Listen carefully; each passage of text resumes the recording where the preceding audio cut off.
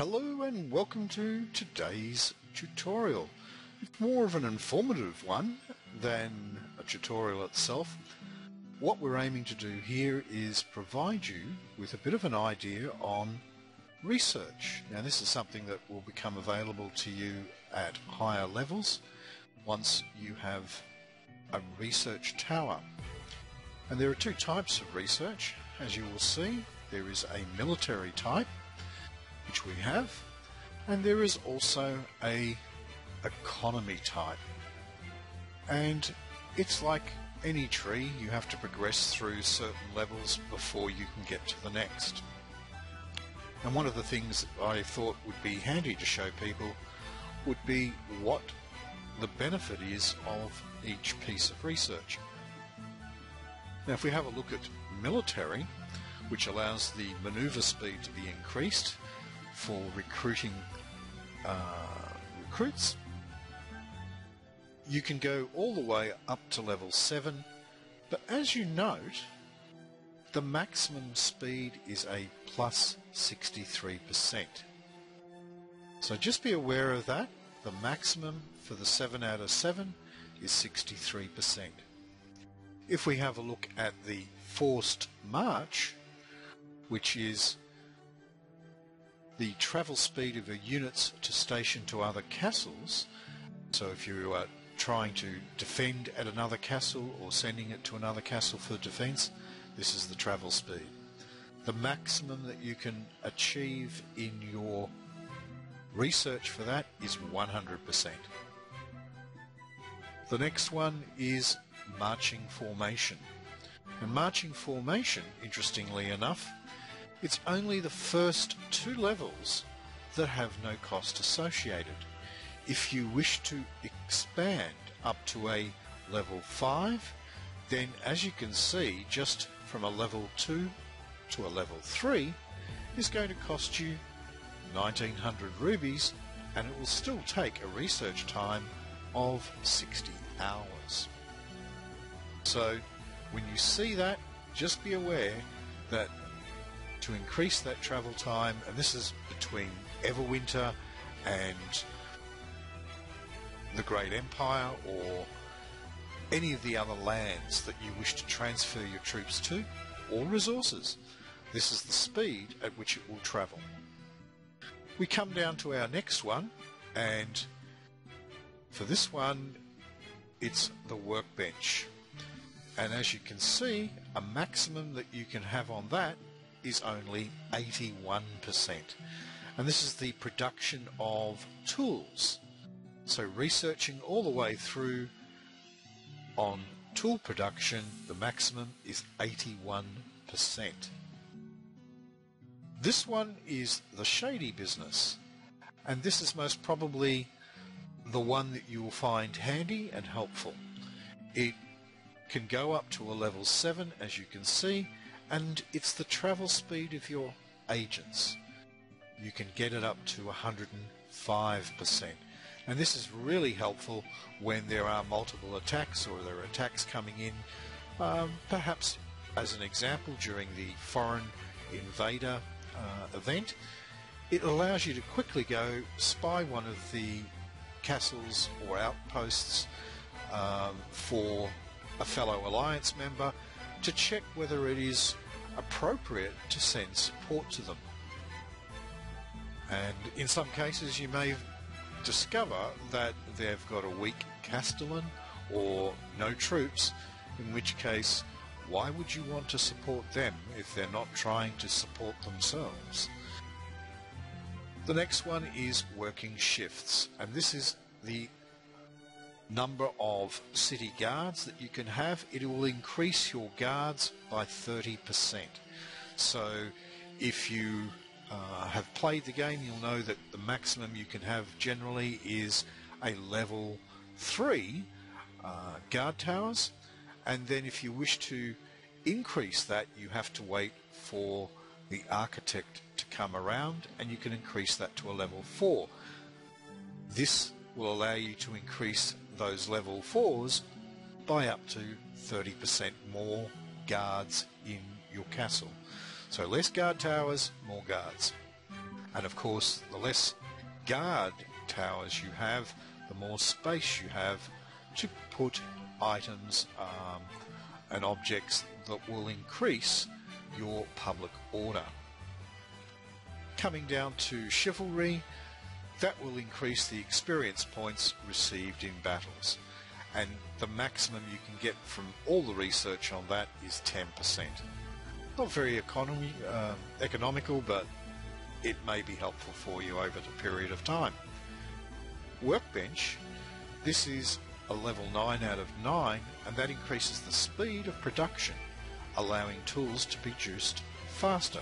Now this obviously can be beneficial if you only have 2 slots for building tools. The faster you can build them, the more you're going to have. Shady business we've just discussed.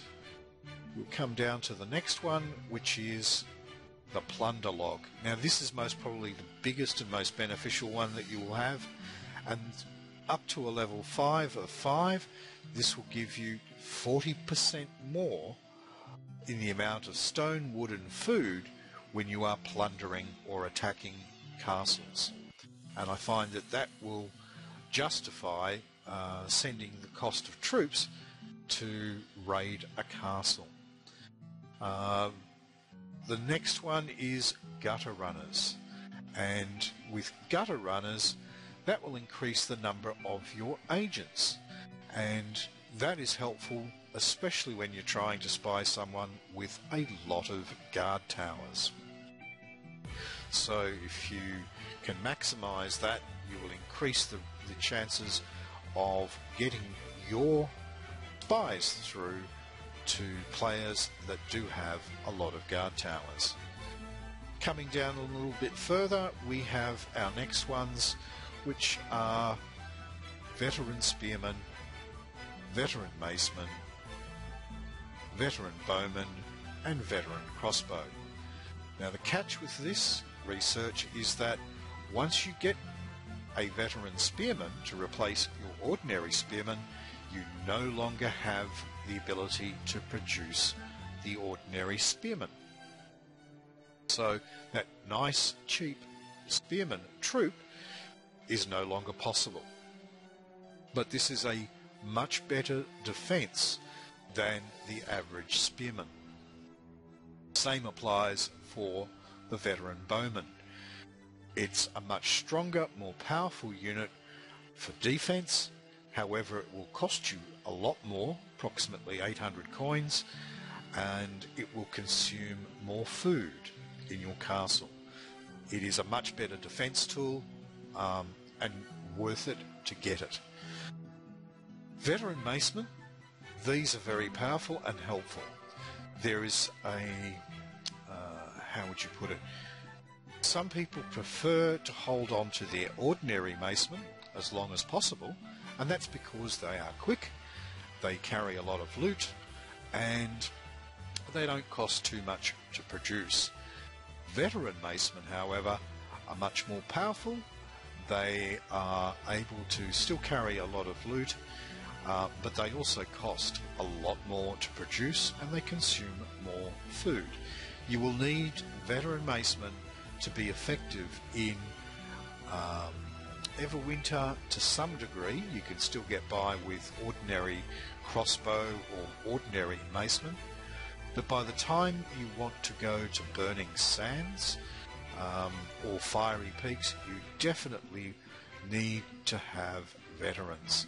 They will make your attack more productive. So once you've done the veteran tree, you then come down to a boost for speed for veterans, and that is essential. It's a maximum of 20%, but it is very helpful. Veteran swordsmen, they are also a good offense and defense type troop. They are also, though, very expensive and consume a lot of food. Now, to get veteran swordsmen, you can be looking at a total research time for that particular item of approximately 6.5 days, so it's very time consuming to produce it. Scout, this is the attacking armies are detected sooner and are more accurate. It is a useful tool for those attacks that are coming inbound to your castle or outpost. A watchtower is going to produce up to 100%, but with this research you can achieve 30% without having to spend any rubies. The minstrel will increase the glory points received in battle. Now at the moment nothing's been done for that, but as you can see 2%, and it will have a maximum of 5, so you can expect up to 10% for the maximum rating. The ambulance coach will provide an increase in the number of defenders who survive a battle. Now that can also be beneficial to you, because that means that after the battle's finished, if you had very good troops, King's Guard or anything, then you would have a percentage of those troops still remaining after the battle. It's a little bit like the hospital, but again, this is researched. You don't have to pay rubies. Militia is a much more powerful person than the armed citizen. And then continuing on down that tree, you can get the conscription, which will increase the number of armed citizens or militia that you have in the castle. We come down to a ranger, and a ranger will discover your attacking armies with less accuracy. So it's a 30% boost for that, to help hide your army from being detected, and the composition of what you have sent. If you are an attacking type player, this is helpful. The biographer increases your honour. So if you are doing a lot of attacks and honour is important to you to get your rankings up, to get the bonuses that you will get on a weekly basis, then you may find that honour is a productive tool. Coming down further, Treasure Seeker. Now with Treasure Seeker, this increases the chance of finding better pieces of equipment, and that applies not just to ordinary armour equipment, but it also applies to jewels, and that can be definitely a bonus for you, because there is a greater likelihood of you to discover legendary pieces of armour. So let's have a look now for the next side, and this is with the economy. Now wheel tyres in carts were an interesting one. You can go up to a certain level, but you will then discover that beyond that level you're going to have to pay rubies, and this is the travel speed of your market barrows on their way to other castles. It is very helpful if you need to get and shift resources around quickly and have limited game time. But beyond level 7 you have to pay rubies. Levies, obviously that will increase the tax revenue, and a level 5 on that will bring it up to an extra 20% tax.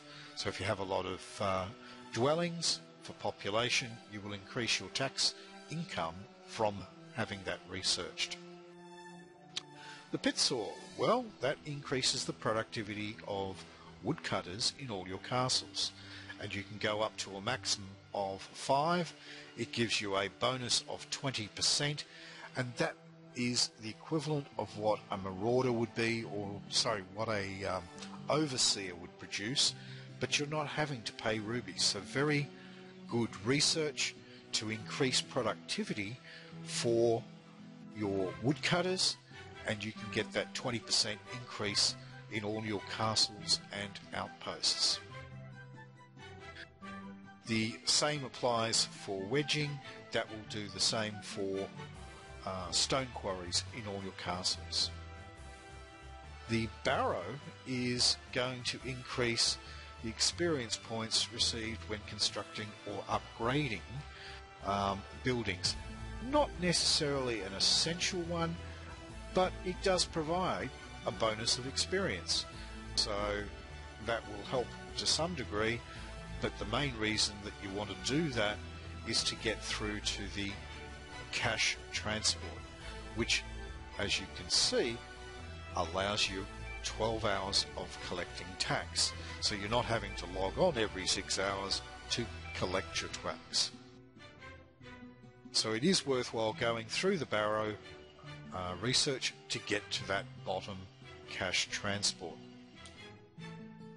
We then have 3-field crop rotation. The maximum level that you can achieve in that is 5 of 5, and that increases the productivity of your farmhouses at all castles. Again, it is the equivalent of having an overseer. If we come down a little bit further, we have the reinforced axle. Now the reinforced axle has a couple of free levels, but then, as you can see, it's going to cost you rubies. It increases the transport capacity of your market barrows. So it is helpful. It means more goods can be shifted between your outposts. It's still going to cost you the money in coin, but it means that you can shift greater amounts, and if you have the speed bonus as well, you can shift those resources quickly. And the caravan is again the transport to travel to other kingdoms, and this is another one where, as you can see, you get to a level 2 on it. It reduces the travel time to other kingdoms or other lands by 30%, but beyond that you're going to have to pay or contribute rubies to the process. Our next one is the genius level, and that just increases the speed of research. So in the final bits of research you can speed things up on how fast you are researching by up to 50%. The last couple that we have are the Artisan Blacksmith, which reduces the cost when smithing equipment. So that will save you a bit of coin. May not be important when you're at a low level, but when you start getting to legendary items and you're trying to increase or forge them into new and better pieces, it is a very costly exercise. So being able to save a percentage on that, and as you see at a level 2 it's 10%. We also have medicine, and this can increase the population in the main castle. Now again, if you're doing this, it will lower your public order, but it will increase your tax revenue. At a high level, tax shouldn't really be depended on. You should be out there hitting the Baron Towers or robber barons or the cultist towers to get your coin. So this is not one that I would say is essential at any particular point in time. The last one we have is a fire pump, and that will reduce fire damage in your main castle by 5% for the first level, and it most probably gets up to about 15% for the top level. It's again an alternative to using the water stations that you can buy outright with rubies. So as you can see, there's a fair bit of research to get down to that level, and that's pretty much all we have to do on the economy and all we have to do on military as far as research goes. So just bear in mind, those are the maximum levels. Some of the items, although you can see that you can go up X amount level, just be aware that it's not always going to be free to get to that maximum level. Sometimes it may cost you rubies. And secondly, that there are some items that are more preferenced to being researched than just preparing other items themselves. So always remember there are two types. There is military research and economy. Trying to find that happy balance and medium between both is essential. Where possible, always try to have your research continuing at all times. And to do so, it really is a case of speaking up. If you do not have the resources and you have been making the effort to go out there and loot castles or attack other castles for research, but you're still short, when the research becomes available, speak to your fellow Alliance members. Let them know that you are in desperate need for resources to kickstart the next piece of research. If you don't ask, you won't receive. There's no harm in asking. And that's it for the research options of the research tower. And I hope you found that informative and have an idea of what the costs are and the types of research are at a high level type player. And this is the research that you would see normally of a level 65 to level 70.